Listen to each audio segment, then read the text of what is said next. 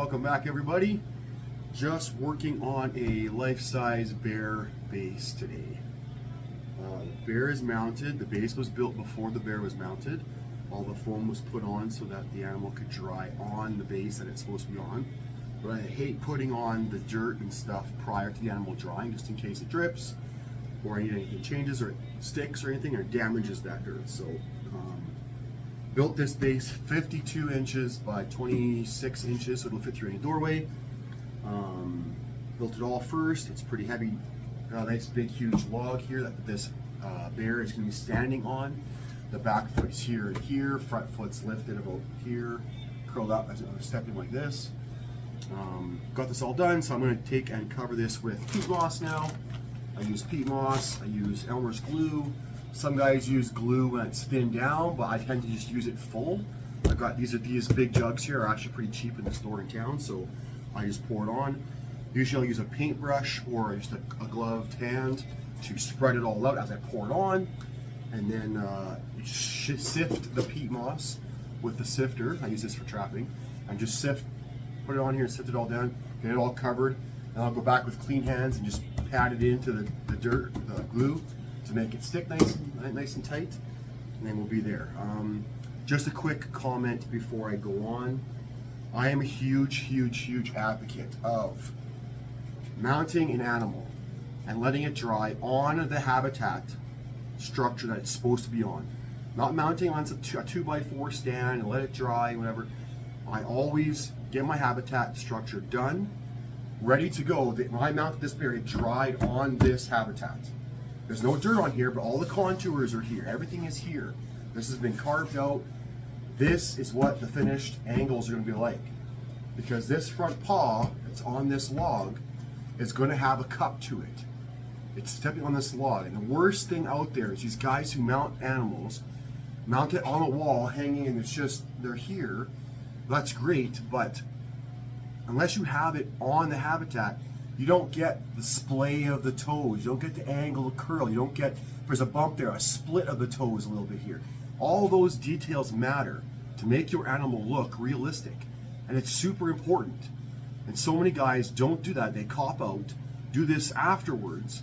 Yeah, it's a pain to do this before, make it all work. But when I was sizing the mannequin, I sized the mannequin. I had to adjust the bear. I had to add 5 inches of length to the belly, add several inches of girth to the belly. That was all done with that hide, so it was ready to go. I stopped, put that hide away, took a day, built this habitat base, then put the form on here, fit it custom, then took the hide back out, then mounted it, and put it all together. I understand it's a process, but it's a better process. So I just want guys to know that is the proper way of doing this, in my opinion. Some guys might disagree, but if you want your animals to look realistic, get them on the habitats, get them drying on the habitats that they're going to be on. Every little angle and pitch and structure, it all matters to make those animals look lifelike. So just wanted to point that out to guys, and yeah, I'm going to take and I'll probably fast forward this clip. I'll probably cover all of this, peat moss it all out, whatever, pat it all in. I'll do that at sort of a 2x speed or 3x speed, so you can kind of see what it's like but not have to waste too much time. And then we'll go back and I'll kind of let you know what I did. I have other things to add, like this moose shed that's going to go on there. I'm going to gift that to the hunter. He asked if I could try to find something, so I did. Try to do what I can for my clients. So you guys have a good day. Take a look, watch this, and enjoy. Thanks.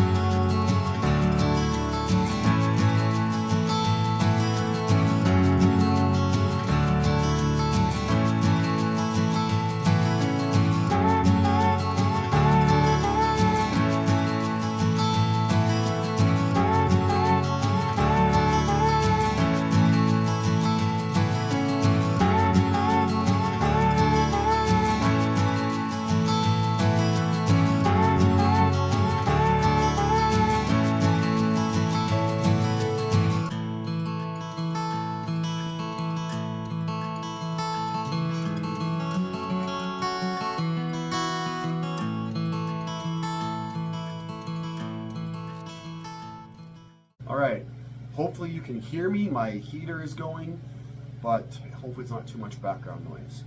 As you can see, glue is on. It was smashed around with my hand. I use a paintbrush sometimes, but this was just as easy. Peat moss was shaken on through the sifter. I did touch up certain spots without the sifter, just kind of press it in. As it gets covered, I do try to keep it, it's not very messy, it's a little bit, but not bad. Try to keep it all on the base. And then as you can see, I was going through and just pressing and tapping it in and whatever. So any deep spots where there's some glue, might get a little piece like right here, little tiny little piece of white that I can see through the peat moss.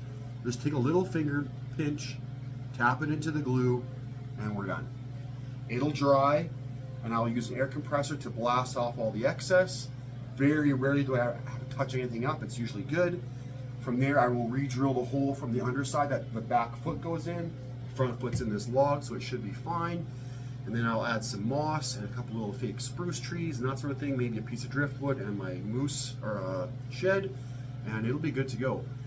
Like I said, I did mention before I put the glue on, I did blast the poly or the foam with air to get all the dust off so it was clean. That way the glue sticks better. I didn't mention that, but that's what I did. And yeah, I basically just got this all covered. It's gonna dry. I got it all tamped in. It makes it nice and smooth. As you can see, there's some contours here. Like there's a high spot here. It comes down. There's a little ridge right here. Comes over. It goes up. A little bump here. A little bump here. Kind of some. It looks like it's natural forest floor. So it's super easy to do.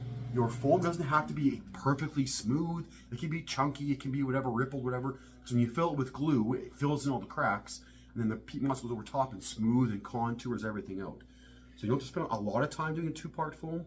But it did take me a while yesterday when I did it. So yeah, I'll post this up eventually. Actually, it probably won't get posted for several months because I don't like posting anything on the web that hasn't been sent home to a client. And this has not gone yet, obviously. And I'm waiting for some permits from this fall here. So yeah, check it out, guys. Hopefully you like this. It's very simple, very brief, but super easy example of how guys build bases.